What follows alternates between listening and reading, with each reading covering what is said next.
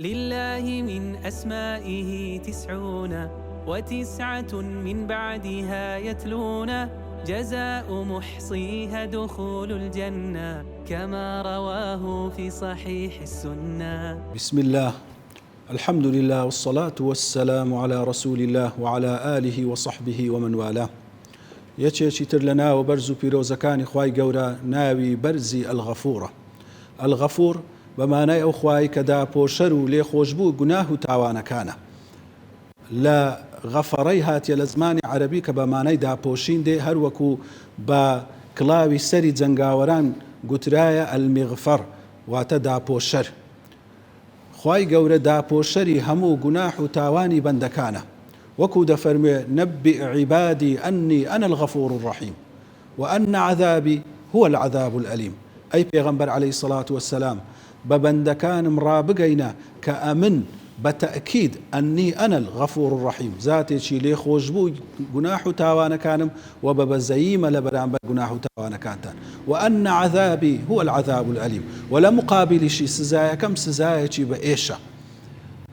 ئەگەر مقارنەی مابەینی ئەو دوو ئاەتە بکەین، دەبینین لە ئاەتی یەکەم خوای گەورە تەئکید دەکاتەوە بە ئەنی ئەنە و دەیخاتە پاڵە خۆی کە من غەفوور ڕەحیمم. بەڵام لە ئاەتی مقابلی دەفەرموو ئەنە عەذابی، عەذابەکەی پاڵ ناداتە لای خۆی، دەفەرمی سزایەکەی من. و هەروەها لە ئاەتی یەکەم بە صیفەت دەفەرموێ ئەمن هەمیشە ئەلغەفوورم ئەڕەحیمم، صیفەتم ئەوەیەکەوە لێخۆش بوومە، صیفەتم ئەوەیەکەوە بە بەزەییمە، صیفەتیش ئەوە دەخوازی کە هەمیشە لەگەڵ مەوسوفەکەی بی، قەت لێیدا نەبڕێتن، هەمیشە خوای گەورە غەفوور و ڕەحیمە. بەڵام لە ئاەتی مقابلی دەفەرموو ئەنە عەذابی هو العذاب الألیم، نافەرمی وأنی ئەنە المؤلم المعذب، بەڵکو سزایەکەم توندە بە فعل دەیداتە پاڵە خۆی، لەبەرەوەی لە مقابل خراپەکاری و لە مقابل کەسانەکەوە لە سنوور دەرچوینە و ناگەڕێنەوە لای خوای گەورە، خوای گەورە ئەو کاتە سزای هەیە، نەک هەمیشە سزا دەربیت و سزای هەمیشە لەگەڵ بیتن.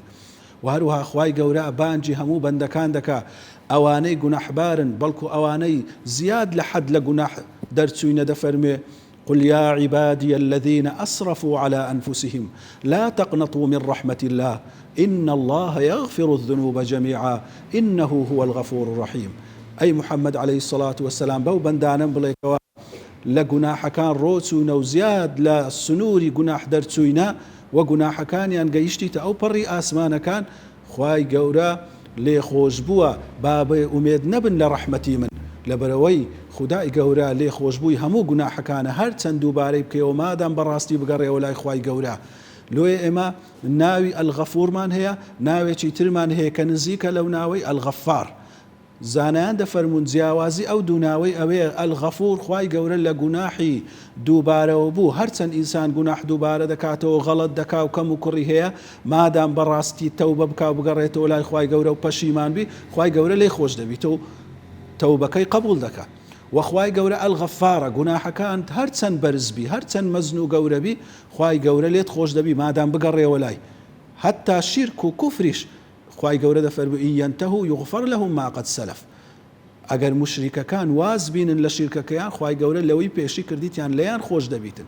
ئێمەی ئینسان ئەگەر کەسێک جارێک دوو جار سێ جار گوناحەکمان لە بەرامبەر بکە، غەڵەتێکمان لە بەرامبەر بکە، هەڵەچی بکە، دەرێن کاکە جارێک دوو جار دە جار دووبارەت کردەوە، ئیدی تازە لێت خۆش نابم لەبەرەوەی زۆر دووبارەت کردەوە. بەڵام خوای گەورە ئەلغەفوورە، دەفەرمی هەر چەند دووبارە بکەیەوە مادام بگەڕێەوە و پەشیمان بی لێت خۆش دەبم.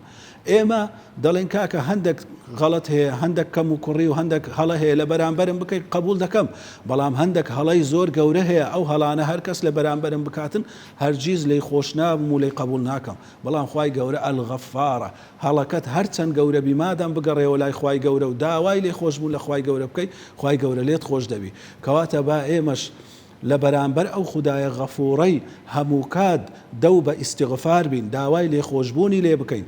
پێغەمبەر عەلەیهی سەڵات وەسەلام لەگەر ئەوەی ئەو پێغەمبەرە گەورەیە خوای گەورە لە گوناحی پێشی و پاشی خۆش بوو، ئەوجا لە یەک مەجلیسی لە یەک ساتی 70,000 تا 100,000 داوای لێخۆشببوون و ئیستیغفاری لە خوای گەورە دەکرد.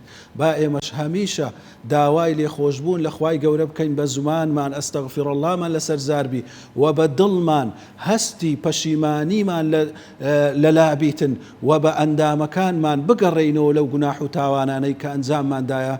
خدای گەورە لە هەموو گوناحەکانمان خۆشبی، ئەوانەی پێشی کە کردیتمان و ئەوانەی کەوا دواتر دەیکەین، ئەوانەی پێی دەزانین و ئەوانەی پێی نازانین، بە ناوی ئەلغەفوری خۆی.